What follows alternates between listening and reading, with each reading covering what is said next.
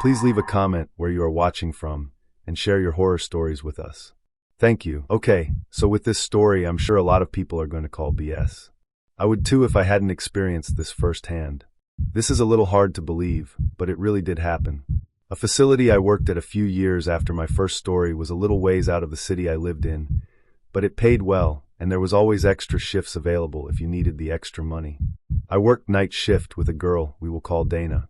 Dana was a very serious CNA. She didn't smile much, wasn't too talkative, especially at first, but was an excellent CNA.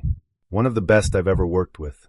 Since we didn't have too many people to change on rounds, we usually worked together.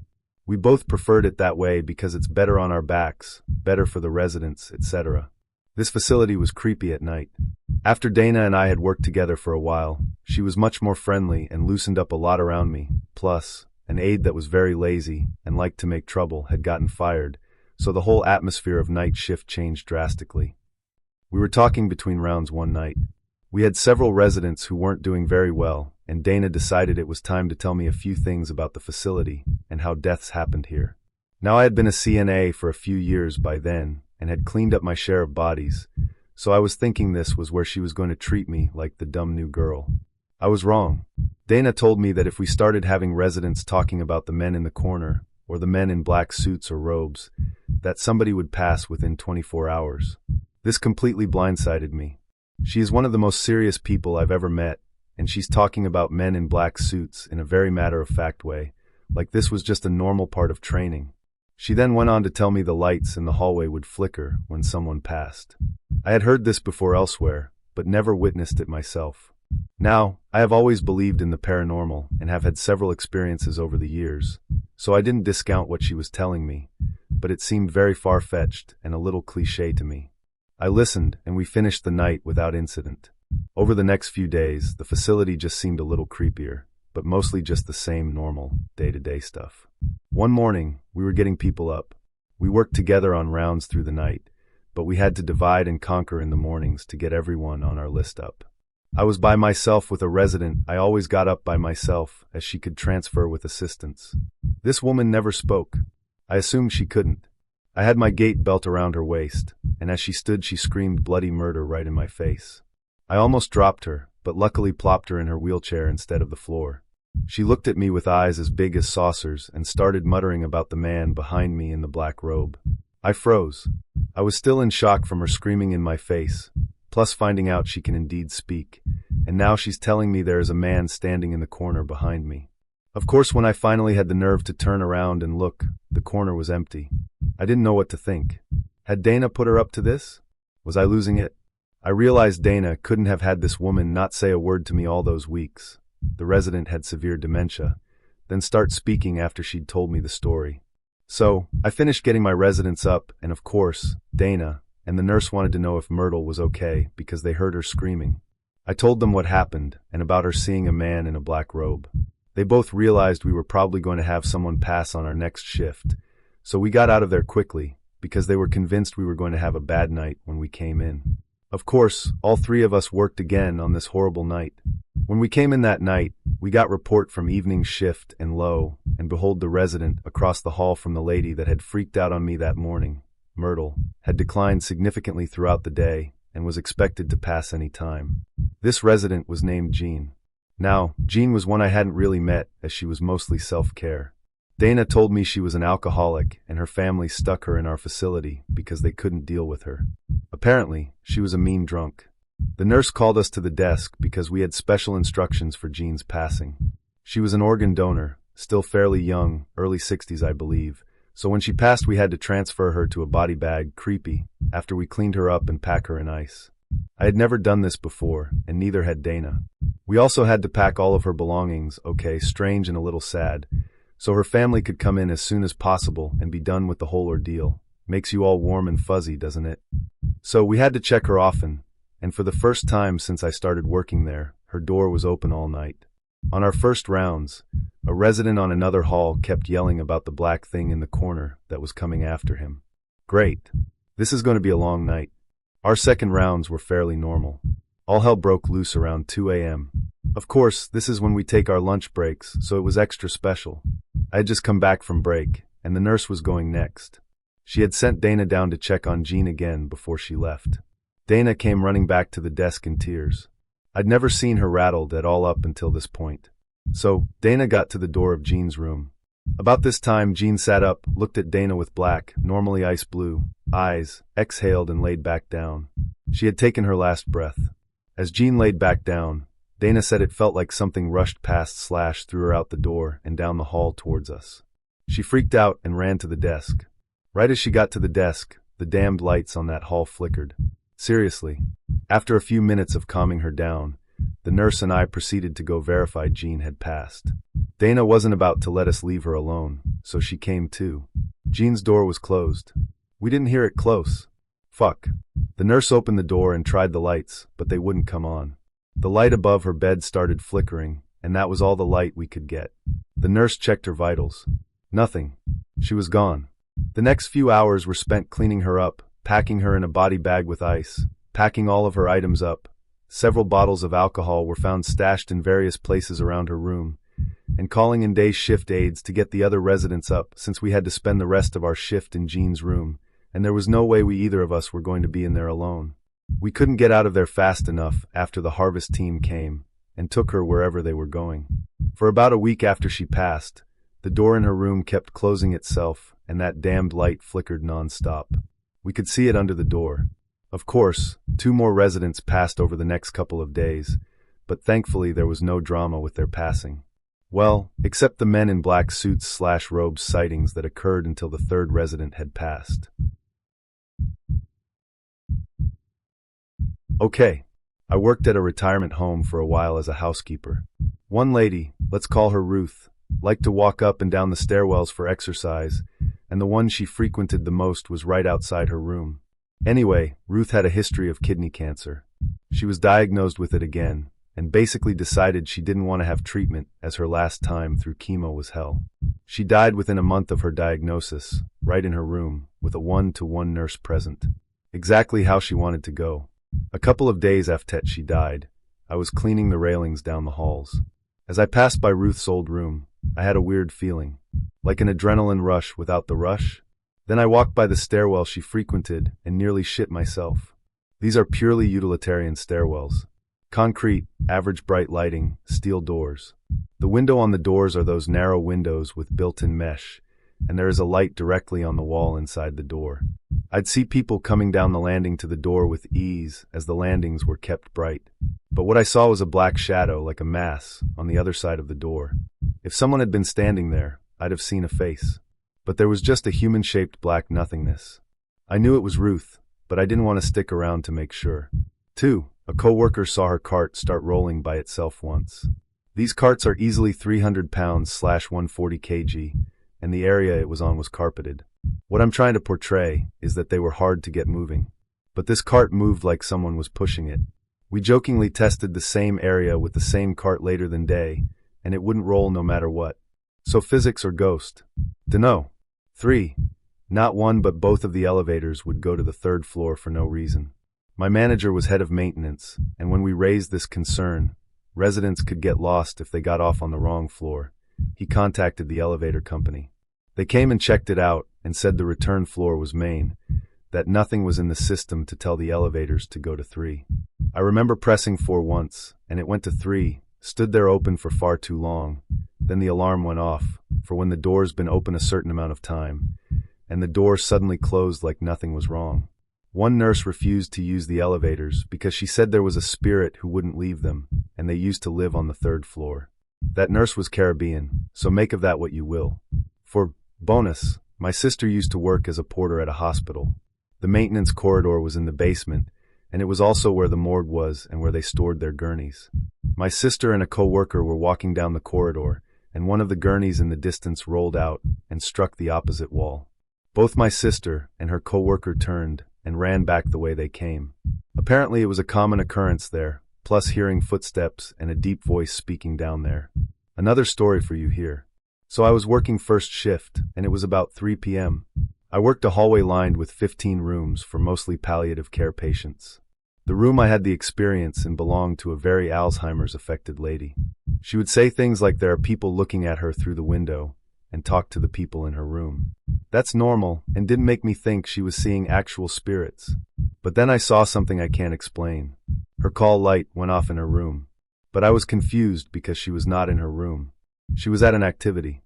So I start walking towards the room, down the hallway, and I see a shadow of a person. No face. No features, just a shadow. Except it's not on the wall, it's in the hallway, in front of the room. I keep walking towards the room, and it starts to move into the room. The door's open, so we both are moving towards the room and go through the door. It enters the room and disappears around the corner towards the call light. At first, standing in the room, I was scared and tears welled up in my eyes, but then I just walked out and didn't really think much about it again. Didn't tell anyone either. Until 2 weeks later, I'm in the same room with another CNA, and she brings up the dark figure that appears in this room and another room. And I'm like, WTF, I saw it 2 weekends ago. She went on to tell me a few other experiences people have had, and I'm just in shock. Just thought I'd share my story. Was this a shadow person or just a ghost? I've been a nurse for a long time, 15 years and counting. I've worked in hospitals, rehab centers, and long-term care facilities. You name it, I've been there and I have done it. But there's something about nursing homes that's inherently different. It's not just the smell of antiseptic and age, or the creak of old floorboards under your shoes. It's the weight of it all on your shoulders. The weight of lives lived and lives lost.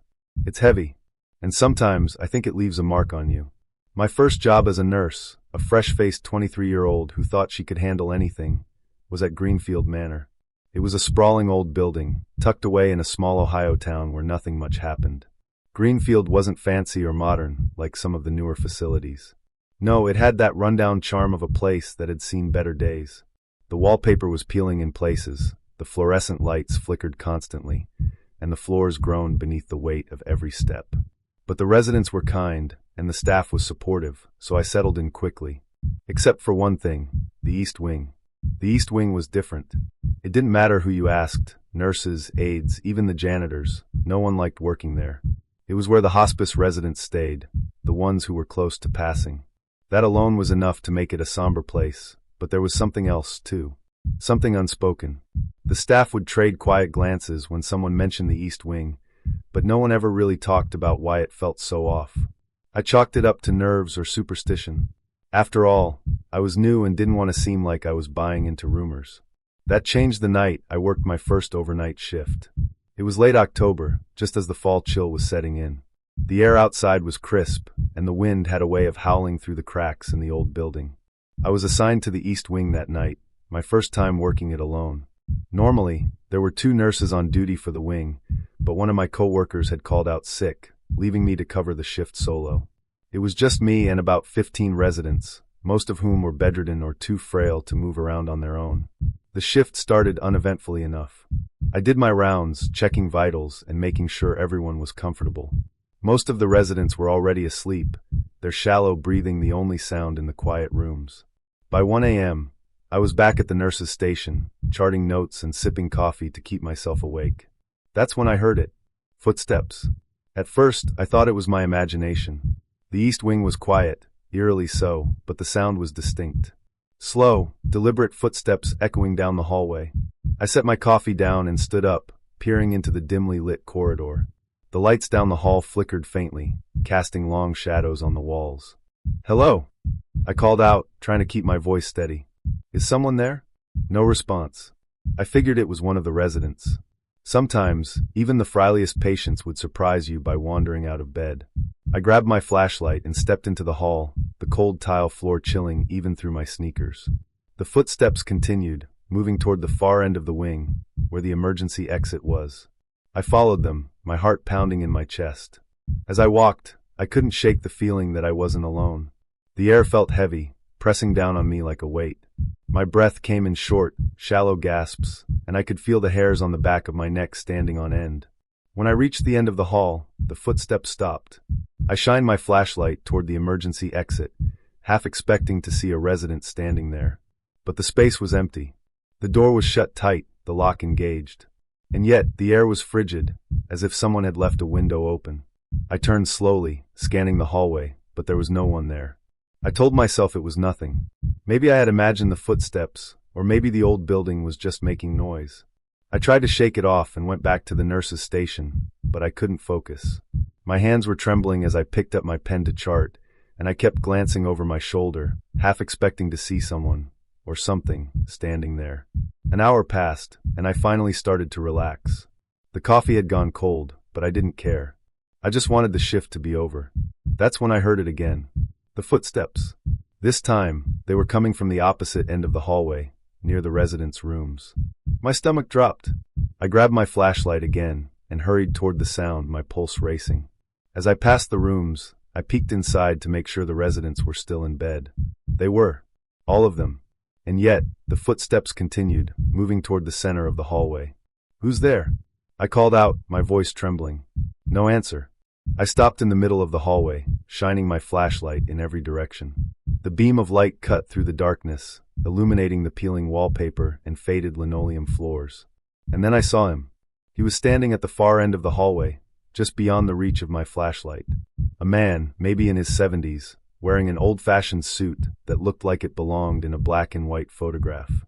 His posture was rigid, his arms hanging stiffly at his sides. But it was his face that froze me in place. His eyes were dark, hollow sockets, as if someone had scooped them out, leaving nothing but emptiness behind. And yet, I could feel him staring at me. "Sir, you shouldn't be here," I managed to stammer, my voice barely above a whisper. He didn't move. He didn't speak. He just stood there, staring at me with those empty eyes. I took a step back, my heart pounding so loudly I could barely hear anything else. When I blinked, he was gone. Just like that. One moment he was there, and the next, the hallway was empty. I don't remember much after that. Somehow, I made it through the rest of my shift, though I didn't leave the nurse's station again. When the morning staff arrived, I told one of the senior nurses, Carol, what had happened. I expected her to laugh or brush it off, but instead her face went pale. "You saw him, didn't you?" she asked, her voice barely above a whisper. I nodded, too shaken to speak. Carol sat down beside me, her hands trembling. "You're not the first. We've all seen him at some point. The man in the hallway." "Who is he?" I asked, my voice cracking. "No one knows for sure," she said. "Some say he was a resident here a long time ago. Others think he's something else. Something that doesn't belong here." She paused, her eyes darting toward the hallway. "Whatever he is, he only shows up in the East Wing. That's why no one likes working here at night." I quit Greenfield Manor not long after that. I told myself it was because I needed a change, that I wanted to work somewhere more modern, but the truth was, I couldn't shake the image of that man. His hollow eyes still haunt me even now. Sometimes late at night, when the house is quiet and the world feels still, I hear those footsteps, slow, deliberate, and impossibly close. Tap, tap, tap, and I wonder if he's found me again. People always ask me why I left the Philippines to come to the United States. It's a simple answer, really opportunity. Back home, I was a nurse with big dreams but little chance to grow there. Here though, in America, I thought I could build something better for myself and my family. But no one tells you how lonely it can be, how the long shifts and the silence of the night can chip away at you, and how sometimes you hear things in that silence, things you're not supposed to hear. I was working at Silver Creek Nursing Home when it happened. Silver Creek wasn't much to look at, just a plain, beige building off a dusty highway in the middle of nowhere. It wasn't the kind of place anyone would choose to live, but for the residents, it was their last stop. Most of them were elderly, their families too far away to visit often, if at all. I always tried to make them feel cared for, like they weren't forgotten. It's something my grandmother taught me before she passed. She used to say, "Every soul has a story. Even the lonely ones deserve to be heard." But there's one story at Silver Creek I wish I'd never heard. I was assigned to the overnight shift, as usual. Nights were quiet, and I liked it that way. The other nurses didn't. They said the place felt wrong at night, like the walls were watching you. I thought they were just being dramatic. You see, Filipinos have this rich culture of ghost stories and superstitions, but I'd never really believed in any of it. At least, not until that night. It was around 3 a.m. when I first noticed something strange. I was doing my rounds, passing by room 11. The door was slightly ajar, which wasn't unusual. The resident, Mrs. Harper, liked to keep it that way. She had advanced dementia and was often restless, so we left her door open to keep an eye on her. But as I walked past, I heard something. Whispering. I froze in place, my heart skipping a beat. At first, I thought it was Mrs. Harper talking to herself, which she sometimes did. But the whispers were soft and rhythmic, like the gentle hum of a lullaby. And it wasn't just one voice. It sounded like two. I pushed the door open a little wider and peeked inside. The room was dim, lit only by the faint glow of the hallway light spilling through the doorway. Mrs. Harper was lying in bed, her frail body curled under the blanket. She was asleep, but the whispers didn't stop. They were coming from the far corner of the room, near the window. My chest tightened as I squinted into the shadows. There was no one there, just the old armchair by the window, where Mrs. Harper liked to sit during the day. The whispers grew louder, but I still couldn't make out the words. They sounded foreign, like a language I didn't recognize. "Mrs. Harper?" I called softly, stepping into the room. The whispers stopped. The sudden silence was deafening. My heart was pounding so hard I thought it might burst. I walked over to the bed and checked on Mrs. Harper. She was still asleep, her breathing slow and steady. I glanced back at the corner, half expecting to see someone standing there. But it was empty. I shook my head, trying to dismiss the feeling of unease creeping up my spine. Maybe I was just tired. It had been a long week, and I hadn't been sleeping well. I left the room, pulling the door closed behind me, and continued my rounds. But I couldn't shake the feeling that something was wrong. The rest of the night was uneventful, but room 11 stayed in the back of my mind. The next night, I was on shift again. I told myself it was nothing, that I was imagining things. But when I walked past room 11 at the same time, 3 a.m., I heard it again. The whispers. This time they were louder, more insistent. I froze outside the door, my hand gripping the handle. My instincts told me to walk away, to ignore it, but something else, curiosity maybe, drew me in. I opened the door slowly, my breath catching in my throat. The room was the same as before, dim, quiet, and still. Mrs. Harper was lying in bed, her back to me. But the whispers, they were coming from the corner again. And this time, I could swear I saw movement. "Who's there?" I demanded, my voice trembling. The whispers stopped, replaced by a low, guttural sound that sent chills racing down my spine. It wasn't human. It couldn't be. I turned on the light, flooding the room with a harsh, fluorescent glow. The corner was empty. Just the armchair sitting there, its fabric faded and worn. Mrs. Harper stirred in her bed, her voice raspy as she muttered something under her breath. "What did you say?" I asked, my voice barely above a whisper. She rolled over slowly, her glassy eyes meeting mine. "They're waiting," she said, her voice cracking. "Who's waiting?" She didn't answer. Instead, she smiled, a wide, unsettling grin that didn't reach her eyes. I backed out of the room, my hands trembling. I didn't go back in. The next morning, I told one of the other nurses, Janet, about what had happened. She gave me a strange look. "You've been working here for months, and no one told you about room 11? She asked. "Told me what?" She hesitated, glancing around as if to make sure no one else was listening. "Mrs. Harper's not the first resident to stay in that room. Over the years, there have been incidents. People hearing things, seeing things. A few residents even passed away in there, and not peacefully." I felt a shiver run down my spine. "Why do we still use the room, then?" Janet shrugged. "This place is always full. We don't have the luxury of leaving rooms empty. But if I were you, I'd avoid it." I worked at Silver Creek for another 6 months before I finally left. I had enough. I grew up in southern Louisiana, where stories about spirits and hauntings were as much a part of life as gumbo and Mardi Gras. My mama would tell me about the time she saw a ghostly woman in a white dress walking through the bayou behind our house, or the way my great-grandmother swore she heard her dead husband's voice call her name when she was alone in the kitchen. I always used to roll my eyes at those stories, thinking they were just old folks trying to scare us kids into behaving. But now, I wish I'd paid more attention to those tales. Maybe if I had, I wouldn't have ignored the warning signs at Maplewood Manor. I started working at Maplewood right after finishing nursing school. It was your typical small-town nursing home, tucked away in the backwoods of Mississippi. The building was old, with creaking floorboards and drafty windows that made the winters unbearable. But I didn't mind. The residents were sweet, and I loved hearing their stories about growing up in the South. But there was one thing about Maplewood that didn't sit right with me: the mirrors. There were mirrors all over the place, in the hallways, the residents' rooms, even the dining area. Most of them were antique, their edges tarnished with age, and the glass was warped in places, making your reflection look strange. Distorted. The other nurses joked about how creepy they were, but I didn't think much of it. At least, not at first. It wasn't until my third week on the job that I started noticing the oddities. I was working a night shift, covering for one of the senior nurses, and I was making my rounds around 2 a.m. The halls were quiet, except for the soft hum of the air conditioning and the occasional groan of the building settling. As I passed one of the mirrors in the hallway, something caught my eye. It was my reflection, but it wasn't moving the way it should.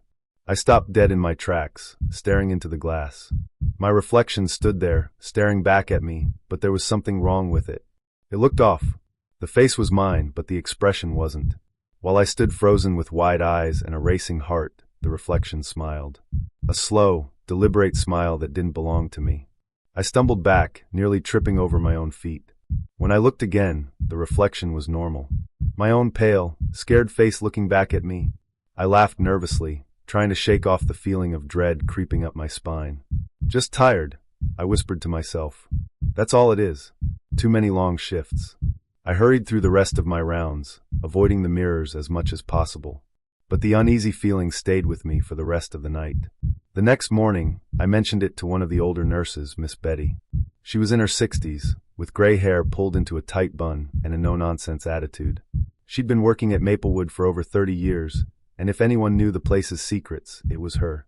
"Ah, the mirrors," she said, her voice low. "You saw something, didn't you?" I nodded, feeling a chill run down my spine. I don't know what it was, but it wasn't right. Miss Betty sighed, glancing around to make sure no one else was listening. "You're not the first, honey. Those mirrors have been here since the place was built, and they've always been strange. Some say they belonged to the original owner, a woman named Eleanor Montgomery."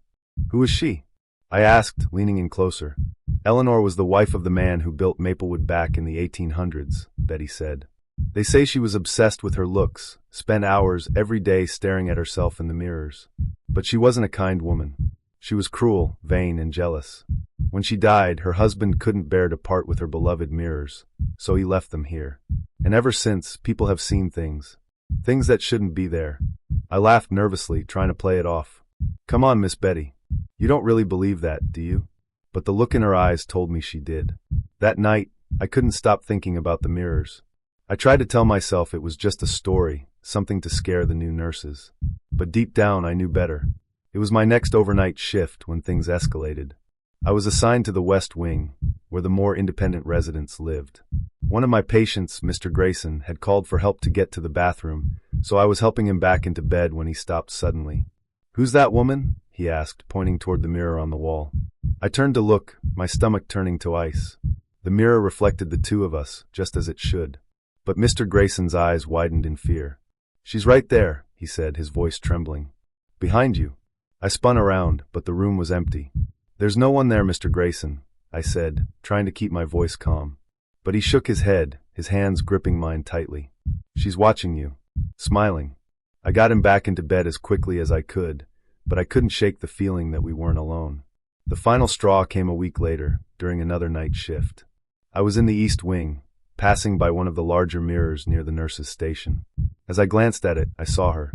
A woman in an old-fashioned black dress, her hair neatly pinned back. She was standing behind me, her face pale and gaunt, with dark, sunken eyes. She wasn't looking at me, though. She was looking at herself, her lips curling into a satisfied smile.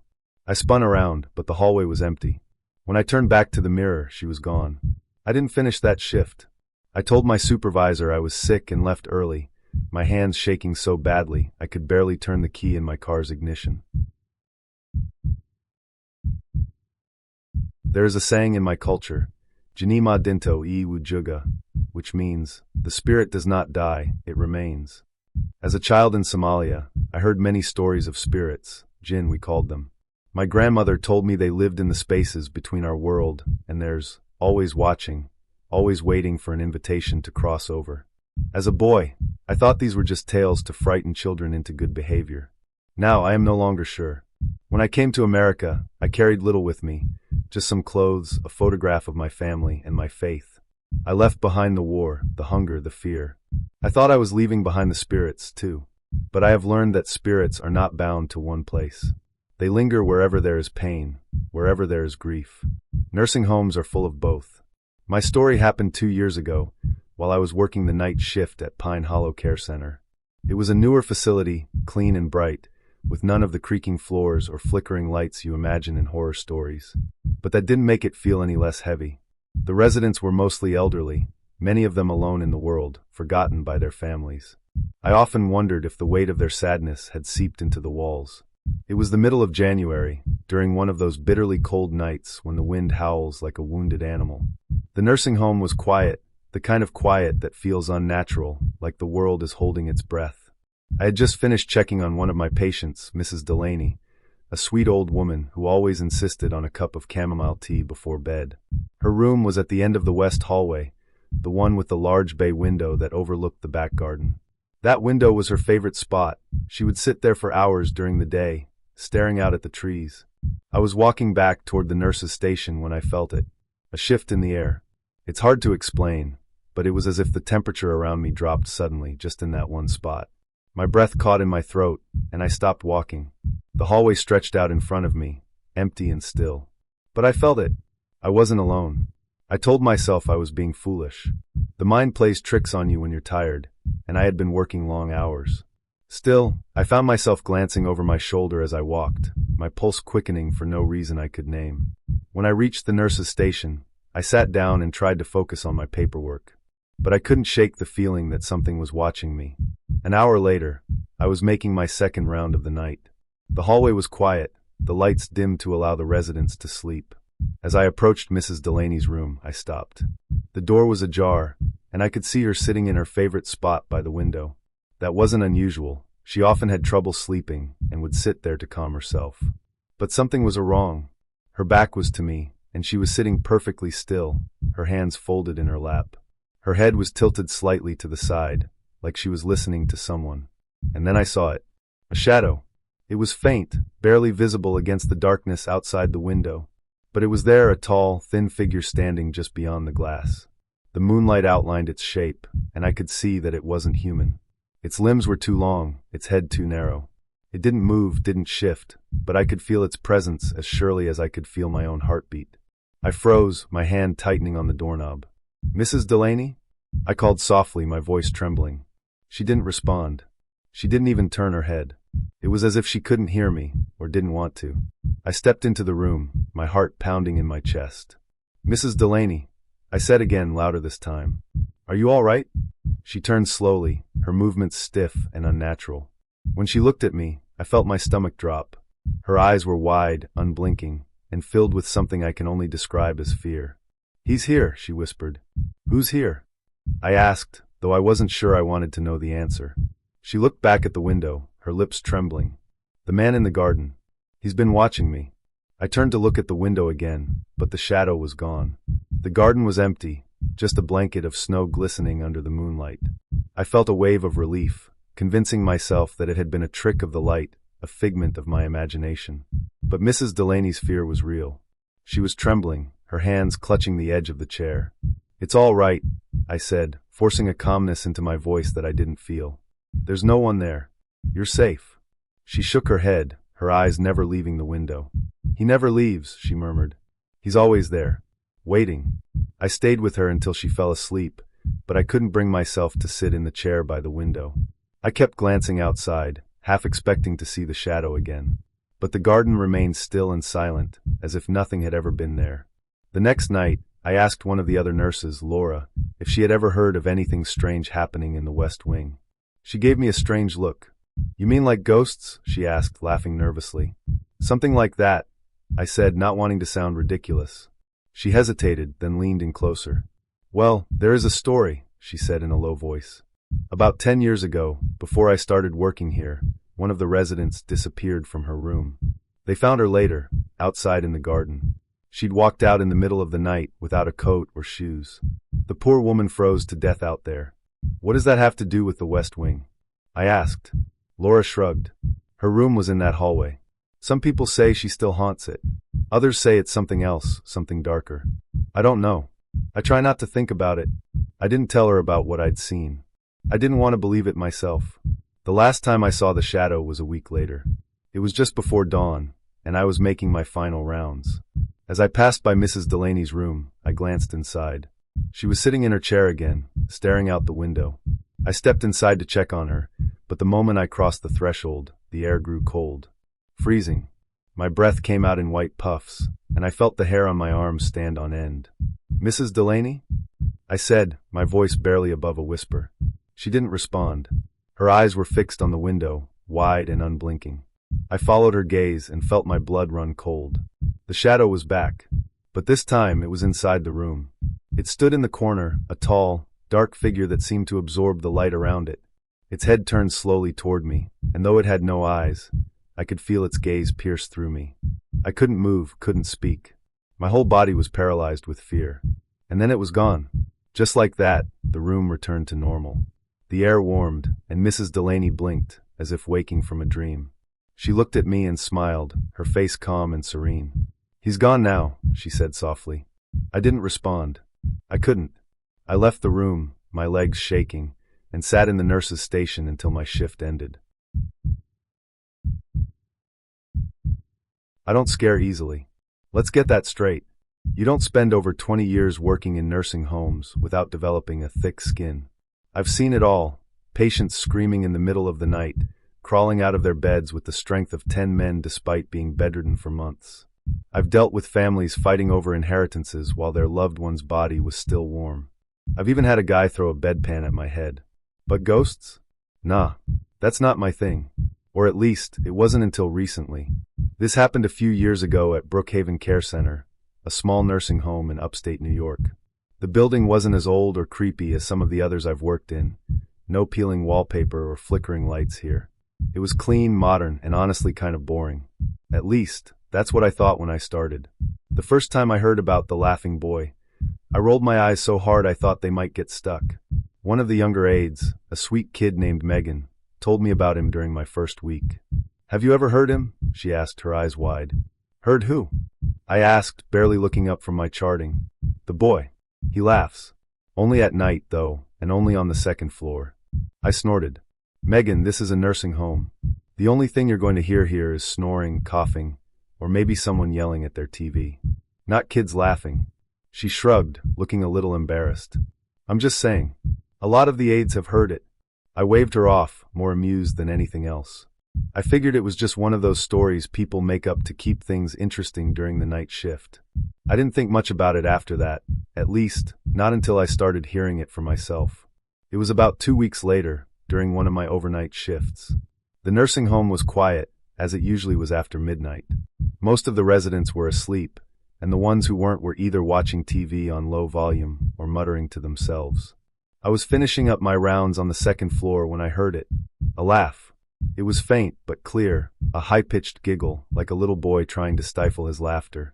I stopped in my tracks, my heart skipping a beat. The sound had come from the far end of the hallway, near room 214. But that didn't make sense.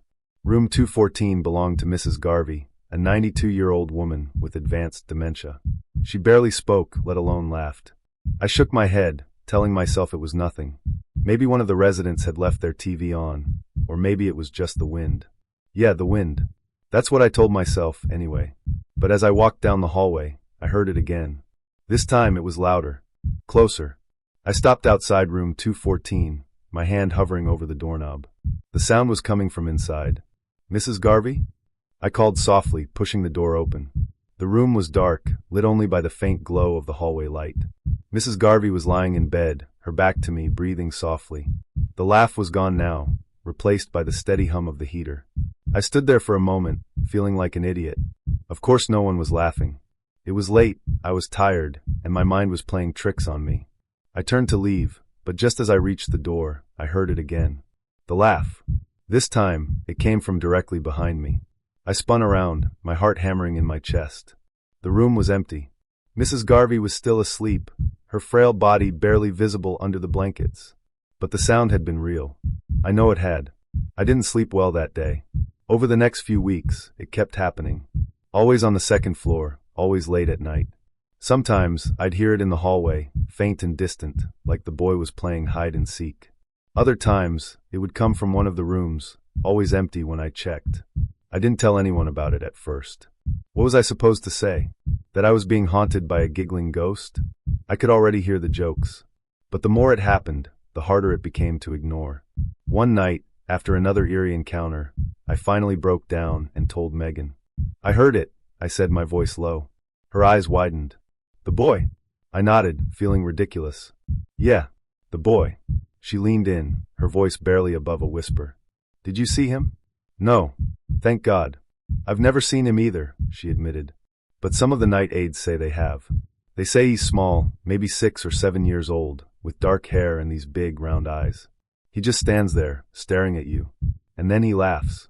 That's comforting, I said dryly, though my stomach was doing flips. A few nights later, I got my first glimpse of him. It was just after 3 a.m., when the nursing home was at its quietest. I was sitting at the nurse's station, catching up on paperwork, when I heard the laugh again.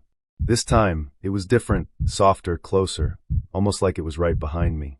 I turned slowly, my heart in my throat, and that's when I saw him. He was standing at the end of the hallway, barely visible in the dim light. He was small, just like Megan had described, with dark, messy hair and big, round eyes that seemed to glow faintly in the darkness. He was wearing old-fashioned clothes, a button-up shirt and suspenders, like something out of an old photograph. He didn't move. He didn't speak. He just stood there, staring at me. And then he laughed. It was the same high-pitched giggle I'd been hearing for weeks, but this time, it sent a chill racing down my spine. I couldn't move, couldn't breathe. I just sat there, frozen, as he turned and walked down the hallway, disappearing into the shadows. When I finally found the courage to stand, I hurried to the end of the hallway, my heart pounding. But there was no one there, just an empty hallway and the faint hum of the air conditioning. The next morning, I went to the administrator's office and asked about the history of the building. I didn't tell her why I was asking, just that I was curious. She frowned, flipping through some old records. Well, the building was originally a family home back in the 1920s, she said. It was converted into a nursing home in the 60s. Why? No reason, I said quickly. But I couldn't stop thinking about it. Who was the boy? Was he connected to the family that had lived here? Was he stuck here,